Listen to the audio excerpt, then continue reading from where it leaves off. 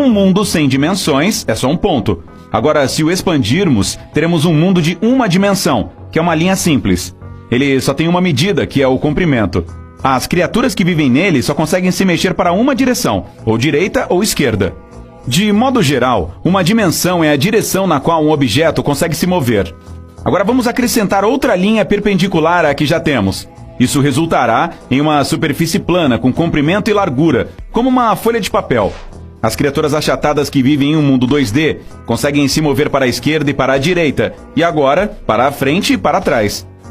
Para transformar esse mundo achatado da folha de papel em um como o qual estamos mais familiarizados, desenhamos linhas perpendiculares em cada canto do quadrado.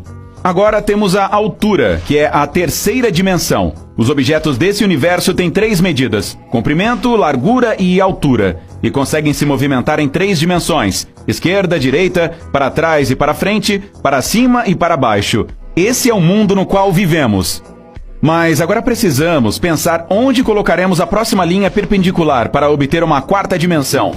Não é tarefa fácil, pois essa, assim como a 5ª e a 12ª, que as teorias científicas afirmam que podem existir, não é visível para nós, por causa das limitações da nossa percepção.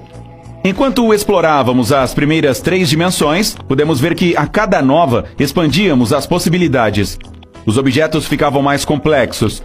Como habitantes de um espaço 3D, é fácil imaginar como seriam universos 1D ou 2D, pois eles fazem parte do nosso. Mas, para quem vive neles, não é fácil entender o nosso, já que não consegue percebê-lo. Por quê? Imagine que você é um desses seres achatados do mundo 2D e está levando sua vida simples e pacata.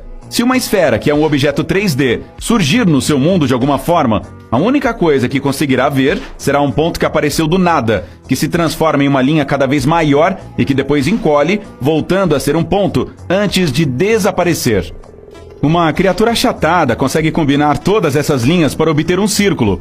Ou se pudesse olhar para ele de cima, coisa que ela não consegue fazer já que requer altura, seria apenas um ponto que aumenta cada vez mais para depois encolher. De qualquer forma, nosso ser achatado acaba vendo um círculo plano, não uma esfera. É exatamente isso que acontecerá conosco se tentarmos entender um objeto 4D. O veremos como um objeto 3D, surgindo, mudando de alguma forma, e depois desaparecendo. Não conseguiríamos dar sentido a ele. Por exemplo, vamos pegar uma hiperesfera 4D e colocá-la no nosso mundo. É assim que a veremos. Parece uma esfera comum aparecendo, crescendo, encolhendo e depois sumindo. Boa sorte tentando juntar todas elas e entender esse formato 4D. Ok, vamos fazer uma experiência com uma coisa mais fácil. Lembre-se, 1D é uma linha, 2D é um quadrado e 3D acrescenta mais linhas perpendiculares para formar um cubo.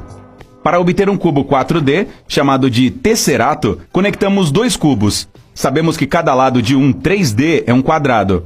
Lembra de quando você fazia um assim de papel na escola? Em um tesserato, cada lado é um cubo. Essa forma parece bem confusa, principalmente quando nos damos conta de que é uma projeção 3D de um objeto 4D na sua tela 2D. Assim como as criaturas achatadas, não conseguimos entender totalmente como é um mundo com mais dimensões. Até os cientistas têm uma percepção vaga e limitada sobre isso. O descrevem não com objetos, mas com equações matemáticas complexas. Mas pense da seguinte forma: tecnicamente, todos os dias, seres 4D ou até 10D poderiam entrar no nosso mundo e nem os veríamos. Agora, se a primeira, a segunda e a terceira dimensões são o comprimento, esquerda e direita, a largura, frente e trás, e a altura, para cima e para baixo, qual elemento compõe a 4ª dimensão? Que tal um exemplo do mundo real?